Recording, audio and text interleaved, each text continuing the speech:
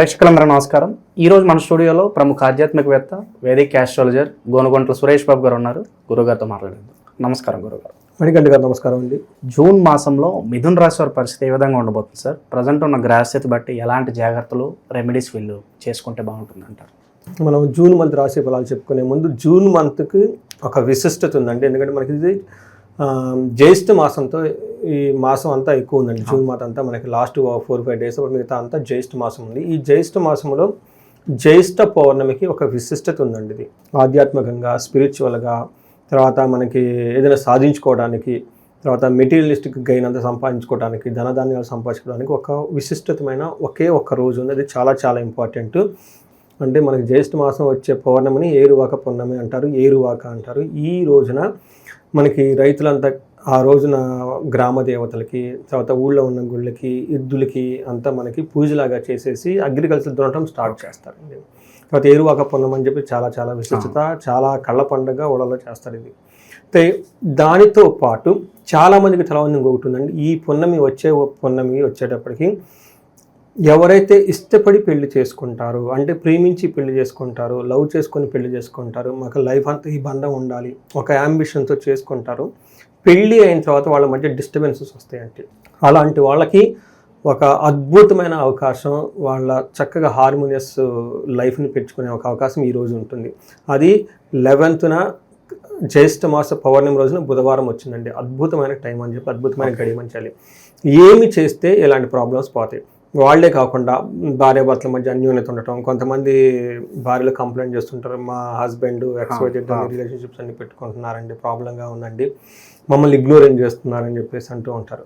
అలాంటి వాళ్ళకి అద్భుతమైన అవకాశం ఈరోజు. ఎవరు వదులుకోకుండా క్యాలెండర్లో నోట్ చేసుకోండి. ఎవరైనా ఈ వీడియో చూసిన వాళ్ళు మీరు పాటించండి. మీ పక్కన సరౌండింగ్లో ఎవరైనా ఇబ్బందులు పడుతుంటే వాళ్ళకు కూడా ఈ వీడియో ఫార్వర్డ్ చేయండి. వాళ్ళ సంసారాన్ని బాగు చేస్తున్న పుణ్యం మీకు వస్తుంది.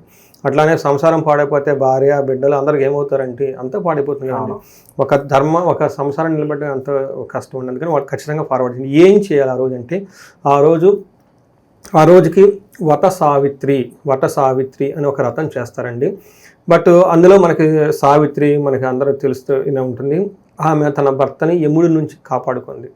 అలానే ఆమె కూడాను ప్రేమించి పెళ్లి చేసుకుంటుంది. తర్వాత కొన్ని కారణాల వల్ల అన్ని భర్త అంతా పోట్టుకుంటే తన యొక్క ఈ వటవృక్షానికి అంటే మర్రి చెట్టుకి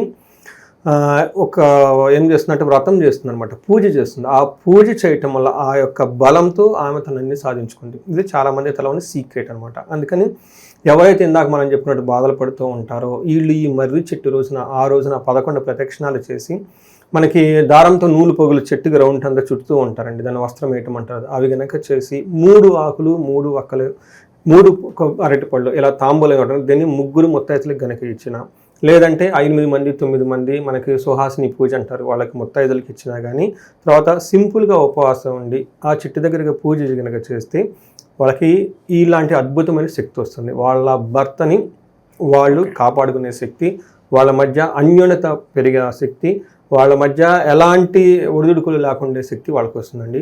ఇది అద్భుతమైన రోజు అండి. అందరూ పెట్టుకుంది. నాకు రీసెంట్గా యూఎస్ నుంచి ఒక కాల్ వచ్చిందండి. పాపం ఆమె అదే బాధపడుతుంది. 5 yearsలో వంట ఇంట్లో వాళ్ళకి మెప్పించుకొని పెళ్లి చేసుకున్నారు. పెళ్లి చేసుకున్న తర్వాత డిస్టర్బెన్సెస్ స్టార్ట్ అయిపోయింది. సో ఇలాంటి పరిస్థితి ఈ రోజుల్లో కూడా ఉంది, ఆ రోజుల్లో కూడా ఉంది. అందుకని మనకు ఆ వ్రతం ఆ కథ అదంతా చెప్పారు. అలాంటి ప్రాబ్లమ్స్ అంటే ఎలా ఫేస్ చేయాలనేది. రెండవ సెట్ ఆఫ్ కేటగిరీ ఏంటంటేనండి, మనం ఉన్నతంగా ఎదగాలి, కీర్తి ప్రతిష్టలు రావాలి, గొప్పవాళ్ళం కావాలి అని చాలామందికి ఉంటుందండి. బట్ ఏం చేస్తూ వస్తుంది, కష్టపడితే కదండి, కష్టంతో పాటు ఇవి కూడా చేసుకోవాలి. ఆ రోజున ఒక 250 గ్రాములు కనుక నువ్వులని కనుక దానం కనుక చేస్తే అశ్వమేధ యాగంతో చేసిన సమానం అని చెప్పేసి శాస్త్రాలు వివరించాయి. వెరీ 250 రూపాయలు 300 కూడా ఉండదండి. ఆ ఖర్చుతో వాళ్ళు అశ్వమేధ యాగాన్ని కంప్లీట్ చేసుకోవచ్చు. వీటన్నిటికంటే ఇంకొకటి, చాలామందికి దరిద్రంతో, కష్టాలతో, అవమానాలతో, ఏంట్రా బాబు ఈ లైఫ్, ఎన్నో వ్యసనాలతో పడిపోయి ఉంటారండి. ఇలాంటి వాళ్ళకి ఈజీగా ఒక 1000 రూపాయలు 2000 రూపాయలతో ఒక పరిహారంగా చేసుకోవచ్చు. అదేంటంటే అదే రోజున పౌర్ణమి రోజునే వీళ్ళు గొడుగును దానం చేసిన, తర్వాత చందనాన్ని దానం చేసిన, చెప్పుల్ని దానం చేసిన, విసనకారం దానం చేసిన, వీటితో పాటు ఉదక కుంభం అంటారు. ఉదక కుంభం అంటే నథింగ్ బట్ ఈ రోజుల్లో వాటర్ బాటిల్. ఈ వాటర్ బాటిల్ దానం చేసినా కానీ వీళ్ళకి అష్ట కష్టాలన్నీ పోయి అష్ట దరిద్రాలన్నీ పోయేసి అష్ట ఐశ్వర్యాలు వాళ్ళ ఇంట్లో ఉంటాయని చెప్పేసి శాస్త్రాలు వివరించబడ్డారు. ఇలా 3 రకాల బాధలు ఎవరన్నా లేకుంటే అన్నీ చేసినా ఏ ఒక్కటి వాళ్ళకి ఈజీ అయినా కానీ ఎక్కువ టైం స్పెండ్ చేయకుండా వెరీ క్విక్గా చేసుకుంటే రిజల్ట్ ఇందాక మనం చెప్పుకున్న ప్రాబ్లమ్స్ నుంచి ఈజీగా బయటపడిపోతారండి. సో ఎలాంటి డబ్బు ఖర్చు పెట్టకుండా ఈజీగా మనం చేసుకోవచ్చు. సో ఇది అందరూ చేసుకోవాలని చెప్పేసి మనం కోరుకుందాం. ఎందుకంటే చూసే వాళ్ళంతా అష్టైశ్వర్యాలతో భోగభాగ్యాలతో ఉండాలని మన ఆలోచన సిరీస్ చేస్తున్నాం కాబట్టి అండి. సో మనం చెప్పుకున్నట్టు విధంగా మిథున రాశి వాళ్ళకి జూన్ మంత్ ఎలా ఉందో చూసుకుందాం.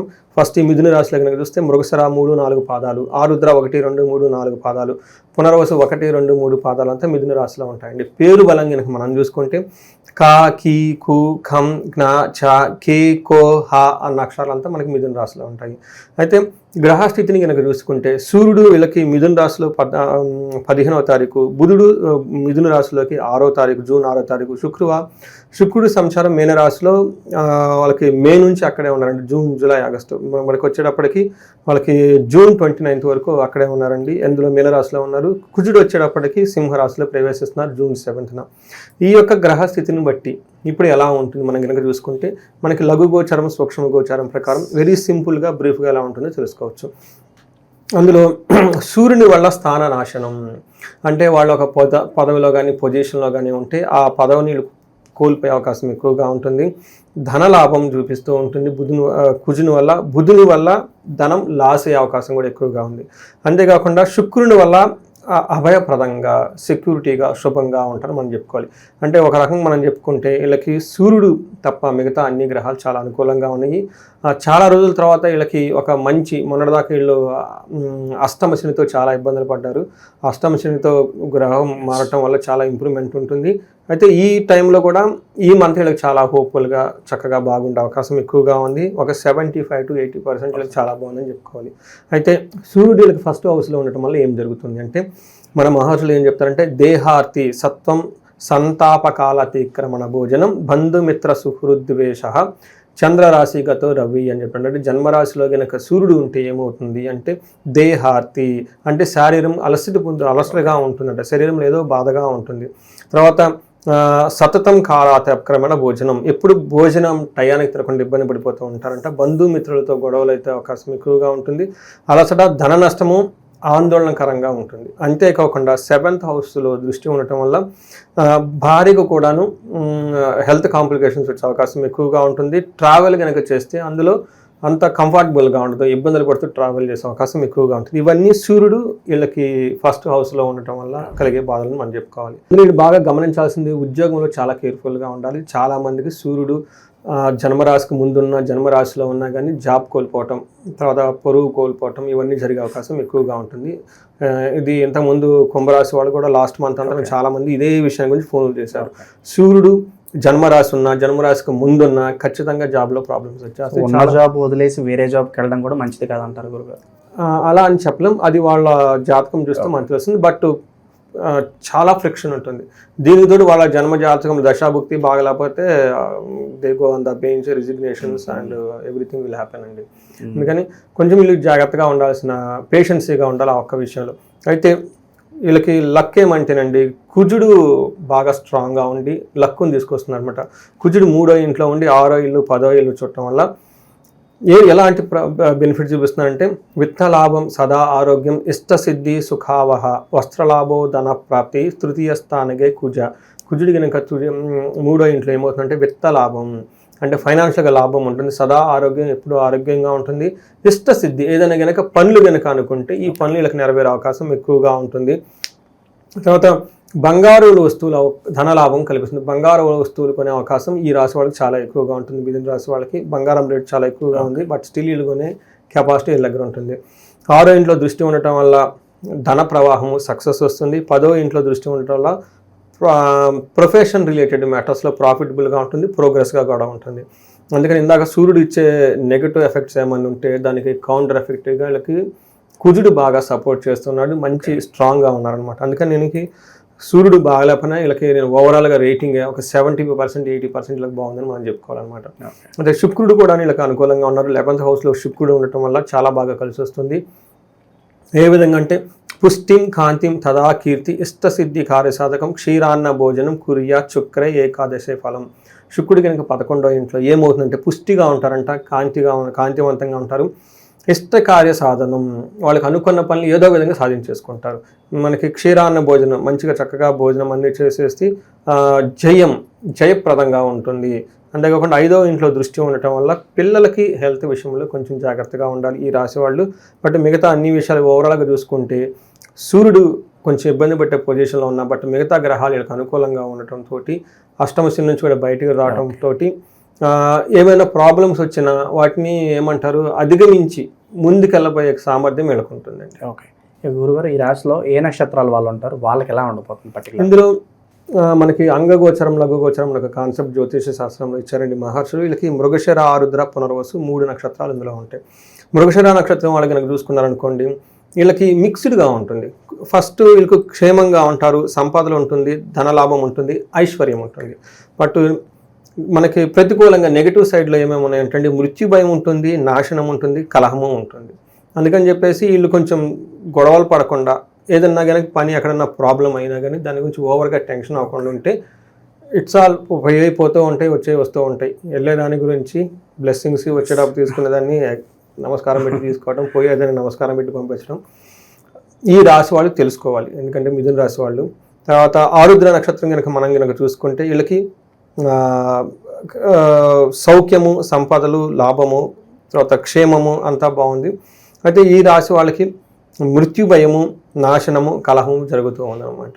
వీటి విషయాలు జాగ్రత్తగా ఉండాలి. అలానే పునర్వసు నక్షత్రంగా కనుక చూసుకుంటే వీళ్ళకి లాభప్రదంగా ఉంటారు, సౌఖ్యంగా ఉంటారు, సంపాదనలు ఉంటారు, వస్త్ర లాభం ఉంటుంది, క్షేమంగా ఉంటారు. అంటే ఇదంతా పాజిటివ్గా. బట్ ఛాలెంజెస్ ఎక్కడ ఉంటాయంటే మృత్యు లాభము, కలహము చూపిస్తూ ఉంది. మృత్యు భయము, కలహము చూపిస్తూ ఉంది. వీటిని బట్టి కనుక మనం చూసుకుంటే ఈ 2 విషయాలు కొంచెం జాగ్రత్తగా ఉంటే మిగతా అంతా బాగుందని మనం చెప్పుకోవాలి.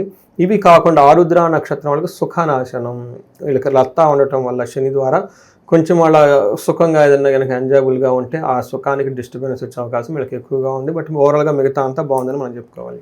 గురుగారు, కొంత గుర్తింపు కోసం చూస్తూ ఉంటారు ఈ రాజకీయ సినీ ప్రముఖులు కావచ్చు, కాస్త పదవులు, వీటి పరిస్థితి ఎలా ఉండబోతుంది గురుగారు? కొత్త అవకాశాలు వస్తాయి వీళ్ళకి ఏదన్నా? రాజకీయ నాయకులకైతే అంత అనుకూలంగా లేదని మనం చెప్పుకోవాలి. దాని కారకుడు సూర్యుడు జన్మరాశిలో ఉండటంతో పర్టికులర్గా మీరు చెప్పినట్టు రాజకీయ విధంగా ఉన్న కానీ జాబ్ రిలేటెడ్ కానివ్వండి, అధికారం రిలేటెడ్ సూర్యుడు చాలా ఇంపార్టెంట్. వీళ్ళకి అనుకూలంగా లేరు కాబట్టి కొంచెం జాగ్రత్తగా ఉండాలి. ఓకే, అయిన వాళ్ళే నమ్మించి మోసం చేయడం కావచ్చు, ఏదో ప్రలోభాలకు గురి చేసే అవకాశాలు ఏమైనా కనిపిస్తున్నాయి? ఈ రాజీ వాళ్ళకి అంత డేంజరస్ సిచ్యువేషన్లు అయితే లేరండి. అది అష్టమ శని, అర్ధాష్టమ శని, అష్టమ గురువు ఉన్న వాళ్ళకి అది వస్తుంది. Okay, okay. ఇంకా మంచి ఫలితాలు పొందడానికి ఎలాంటి పరిహారాలు చేసుకోవాలి గురుగారు? పరిహారాలు కనుక చూసుకుంటారండి, వీళ్ళకి మెయిన్ సూర్యుడు మిక్స్డ్ రిజల్ట్ ఇస్తున్నాడు, మృత్యు భయాన్ని కలిగిస్తాడు. అమృత మృత్యుంజయ పాశుపత అభిషేకం చేయించుకుంటే చాలా బాగుంటుంది. గొడవలు ఎక్కువ అవకాశం ఎక్కువగా ఉంది కాబట్టి వీళ్ళకి మన్యు పాశుపత అభిషేకం, గొడవలు పడాలి, లేదంటే చండీ హోమం, చండీ పారాయణ చేసుకోవాలి. వీటితో పాటు వీళ్ళకి బెస్ట్ రెమెడీ ఏమంటేనండి, శ్రీశైలం ఒక్కసారి మల్లికార్జున స్వామి, బ్రహ్మరాంబ మల్లికార్జున స్వామిని విజిట్ చేసుకొని స్పర్శలింగ దర్శనం, అక్కడ అభిషేకం కూడా చేస్తారు, రుద్రాభిషేకం చేయించుకొని. అలానే ఈ దర్శనం అయిపోయిన అక్కడ మనకి చండీ హోమం చేస్తారు సామూహికంగా టెంపుల్లో. అది చాలా తక్కువ డబ్బులతో చాలా పవర్ఫుల్ రెమెడీ. అది చేయించుకుంటే చాలా బాగుంటుంది. బట్ ఇంకేదైనా కానీ స్పెసిఫిక్గా ప్రాబ్లం ఉంటే, ధనం వీళ్ళకి బాగా వచ్చే అవకాశం ఎక్కువ ఉంది, బట్ స్టిల్ ధనానికి ప్రాబ్లం పడుతూ ఉన్నారంటే వీళ్ళు కుబేరు పాశుపత హోమం చేయించుకున్నా, లేకుంటే మహాలక్ష్మి విశేష హోమం చేయించుకున్నా కానీ ధన ప్రవాహం వీళ్ళకి వచ్చేస్తుంది. ఇంకేళ్ళకి ఏదైనా కనుక ప్రాబ్లమ్ స్పెసిఫిక్గా కానీ ఉంటే మనకి కనెక్ట్ అయితే వాళ్ళకి ఉన్న ఇండివిజువల్ ప్రాబ్లం, వాళ్ళ సొల్యూషన్ బట్టి మనం వాళ్ళకి పరిహారాలు చెప్పవచ్చు. ఓకే, ఓవరాల్గా జూన్ మాసంలో మిథున రాశి వాళ్ళకి ఏ విధంగా ఉండబోతుంది, ఎలాంటి పరిహారాలు చేసుకోవాలి, చాలా బాగా వివరించారు గురుగారు. ధన్యవాదాలు. ధన్యవాదాలు.